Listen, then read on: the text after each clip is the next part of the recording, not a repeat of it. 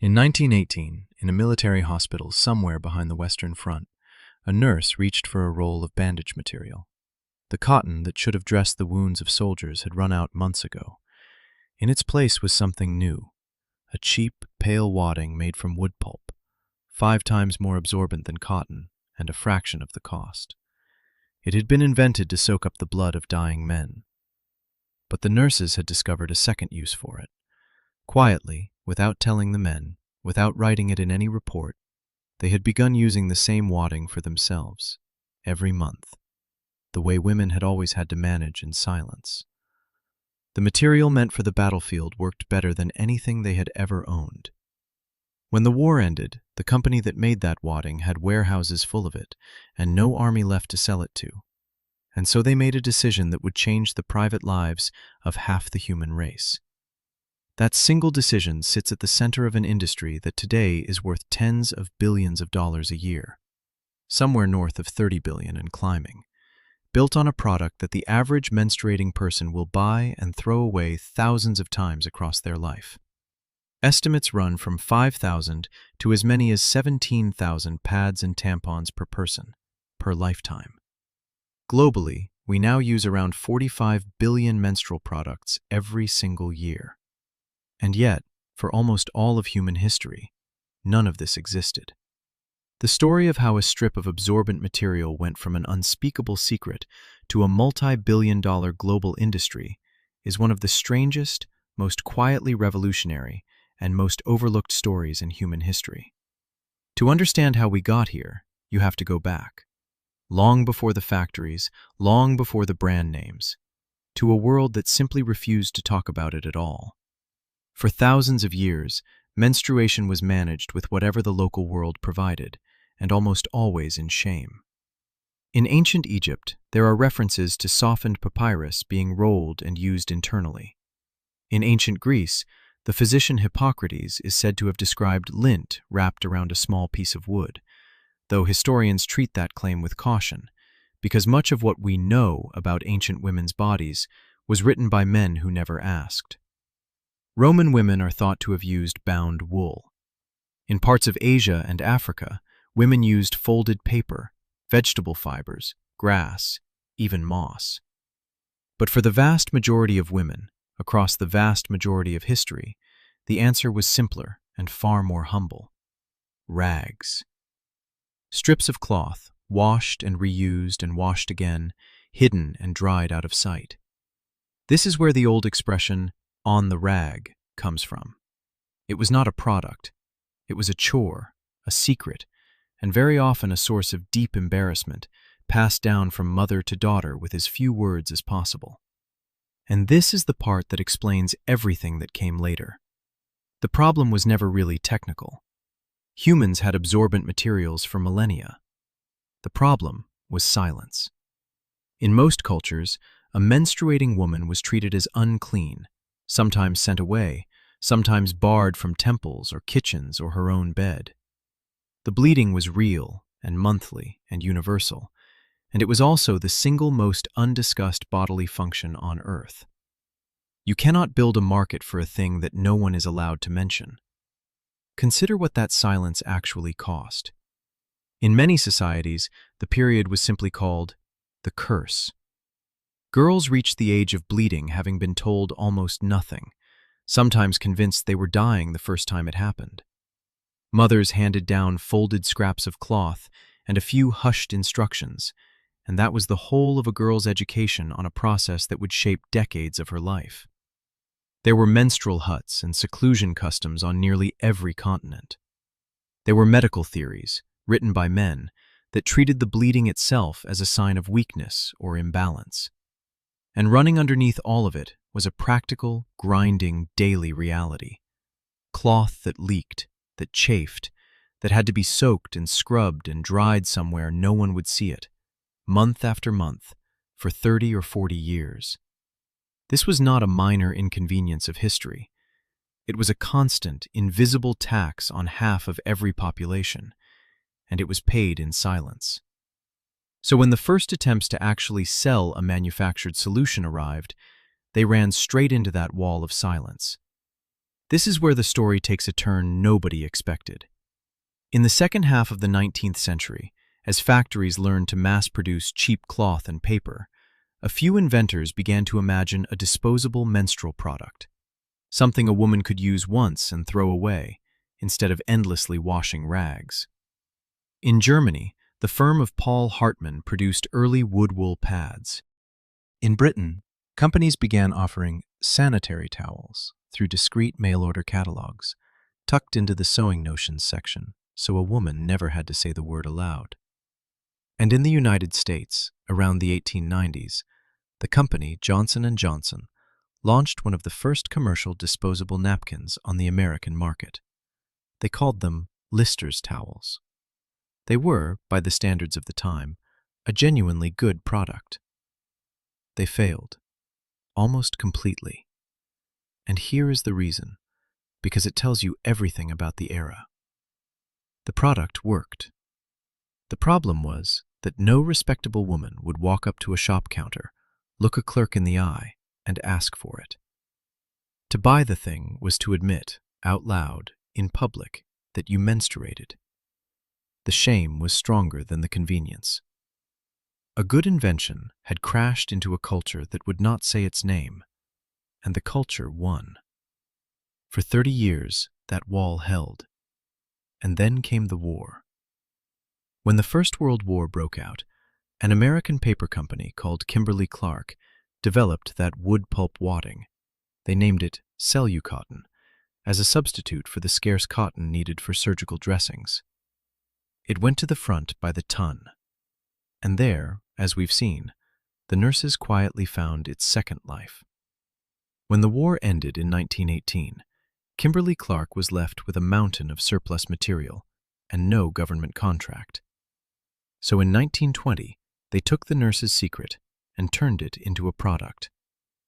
They built thin pads of layered cellucotton wrapped in fine gauze, hand-assembled at first by female workers in a wooden building in Neenah, Wisconsin. An employee noticed the pads had a cotton-like texture, cotton texture, and from those two words, they coined the name, Kotex. It was the first sanitary napkin in America to be advertised openly in mainstream magazines like Good Housekeeping and Ladies' Home Journal. And the marketing was genius, because it solved the one problem that had killed every product before it, the shame of asking. Pay attention to this next detail, because it is the real breakthrough. And it was not chemical, it was psychological. Kimberly-Clark convinced stores to stack boxes of Kotex on the counter beside a small coin box. A woman could pick up the package, drop her money in the box, and walk out without ever speaking a word to the clerk. It became one of the first true self-service products in American retail history. They had not just invented a better pad, they had invented a way to buy it in silence. And silence, it turned out, was exactly what women had been waiting for. And here is where the industry made a choice that would echo for the next 100 years. Having discovered that discretion sold, the companies built their entire culture around it. Girly advertising leaned heavily on images of nurses, pure, modern, trustworthy figures who could make an unmentionable product respectable. The ads almost never said what the product was for in plain words. They spoke in euphemism, in soft focus, in promises of confidence and freedom, and never being caught out. Companies even published discreet little booklets to teach girls about their bodies. Booklets that doubled, of course, as brand advertising. The genius of the marketing was real, but it also did something lasting and quietly harmful. Instead of breaking the silence around menstruation, the industry monetized it. The message, repeated for decades, was that the goal of a good product was to make your period invisible, that the highest achievement was for no one to ever know. The shame did not go away. It got a marketing budget. But the pad was only half the revolution, because around the same time, a very different idea was taking shape, one that would prove even more controversial. In 1931, a doctor in Denver, Colorado, named Earl Haas grew tired of watching his wife struggle with bulky cloth pads. He had heard of a friend who used a sea sponge internally, and the idea stuck. Haas designed a small, tightly compressed plug of cotton with a string attached for removal, and, crucially, a cardboard applicator made of two sliding tubes, so a woman would never have to touch herself to insert it. He patented it in 1933 and gave it a name built from tampon and the old medical term for vaginal packs, Tampax. But here is the twist. Haas could not get anyone to back it. He even pitched it to Johnson & Johnson, who passed. Finally, he sold the patent and the trademark for $32,000 to a businesswoman, a German immigrant named Gertrude Tendrick. And she did something remarkable. She made the very first Tampax tampons herself, at home, using a sewing machine and Haas's compression device, before building it into one of the most recognized brands on the planet. And yet the tampon faced a wall that the pad never did. It went inside the body. In an era obsessed with female virginity, the idea of an unmarried woman inserting anything was treated by many as scandalous, even dangerous. Doctors debated it. Churches warned against it. For decades, tampons carried a quiet stigma that pads did not. The same year Tampax was sold, in 1937, an actress and inventor named Leona Chalmers patented the first usable menstrual cup, made of rubber. An idea so far ahead of its time, it would take another 70 years to catch on. Through all of this, one strange, almost comic detail persisted. The pad still had to be held in place, and for 50 years the answer was a belt. A literal elastic sanitary belt worn around the waist, with clips or pins or tabs dangling the pad between the legs. It was uncomfortable, it shifted, it was a daily nuisance. Generations of women simply accepted it as the price of the product. Then, around 1970, came a change so simple it seems obvious in hindsight. A company called Personal Products introduced a pad with a strip of adhesive on the bottom.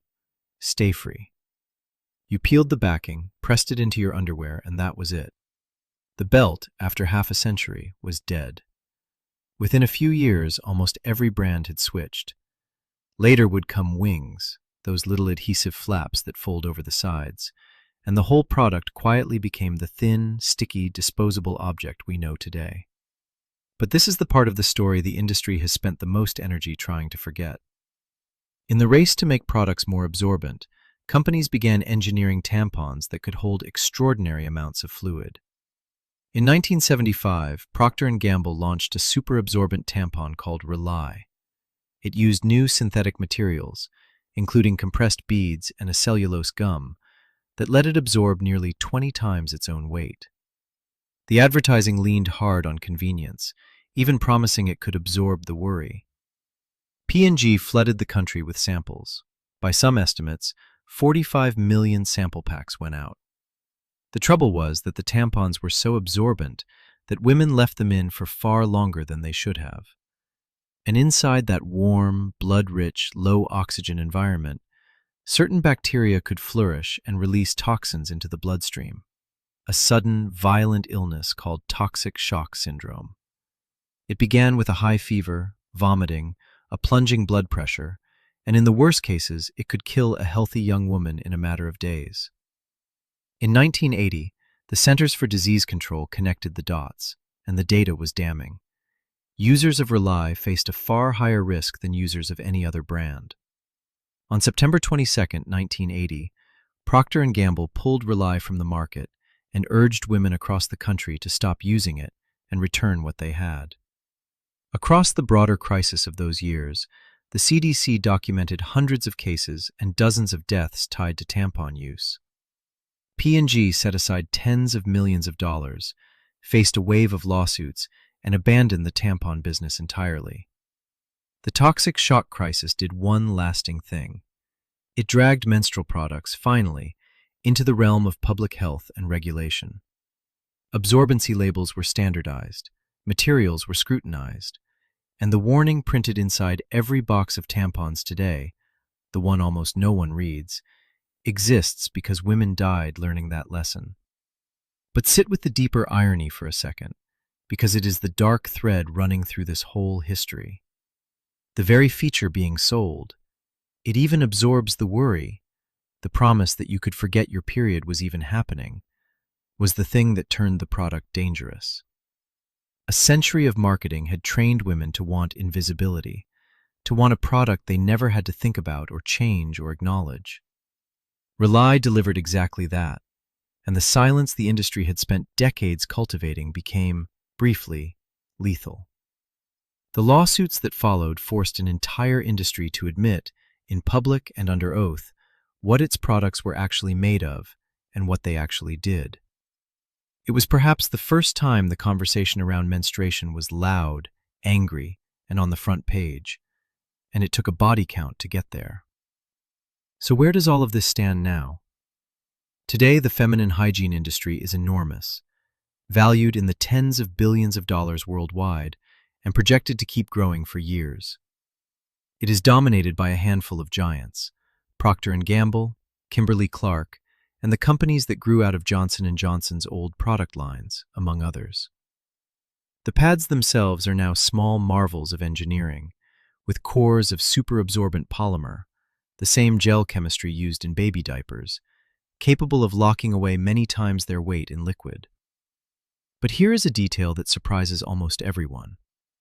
In the United States, these products are regulated as medical devices, which means the companies are not required to print a full ingredient list the way they would on a box of cereal.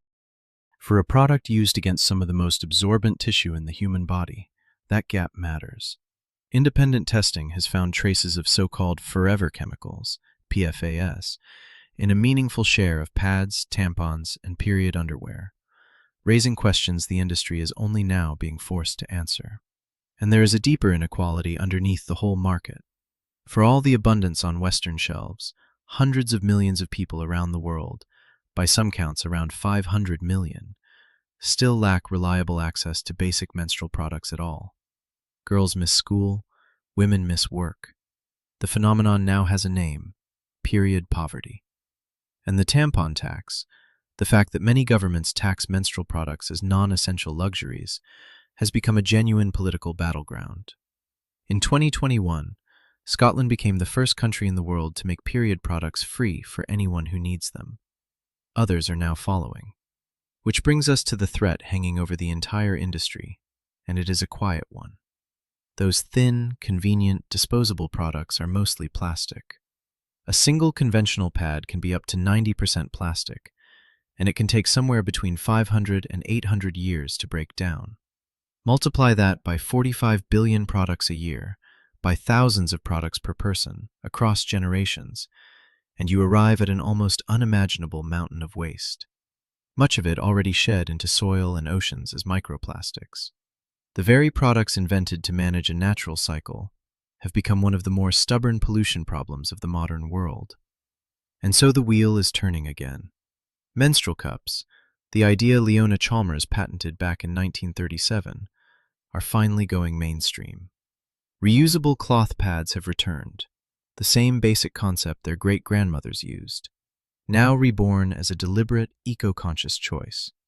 Period underwear has become a billion-dollar category of its own. After a century racing toward disposable convenience, a growing share of the market is racing back toward reuse. Where it lands, disposable or reusable, plastic or compostable, is genuinely uncertain, and it is being decided right now. What makes that uncertainty so striking is how completely it inverts the original promise. For 100 years, progress meant throwing the product away. The disposable pad was the modern, liberated, hygienic choice, and the washable cloth was the embarrassing old burden women had escaped. Now the logic has flipped. The disposable product is the environmental problem, and the reusable cup or cloth pad is the forward-looking, responsible choice. The same washable cloth that once stood for everything women wanted to leave behind is being marketed in 2026 as the future. History rarely closes a loop this cleanly. The question now is not whether someone can absorb a period in silence. That problem was solved a century ago. The question is whether the world can finally do it without burying itself in plastic, and without leaving hundreds of millions of people priced out of a basic human need. Think about the full arc of this story for a moment. A bundle of bloody rags, hidden and washed in shame for thousands of years, became a battlefield bandage, became a coin dropped silently into a box on a shop counter, became a tampon a woman sewed at her kitchen table, became a crisis that killed, became a regulated industry worth tens of billions, and is now circling back toward the reusable cloth it started from. The material changed, the engineering changed, but the deepest thread running through the whole history was never really about absorbency. It was about silence, about how long the world refused to say a single word about something that happens to half of all people, every month, for most of their lives. The next time you walk past that aisle in the pharmacy, the one most people hurry past without a glance, remember that it took a world war, a coin box, a kitchen sewing machine, and far too many deaths to put those quiet boxes on the shelf. And remember that for most of human history, none of it could even be spoken out loud. If you made it this far, do me a favor and hit subscribe so you don't miss the next deep dive into the hidden history of an everyday thing. And drop a comment and tell me, which part of this story surprised you the most? The war origin, the coin box, or the crisis no one talks about?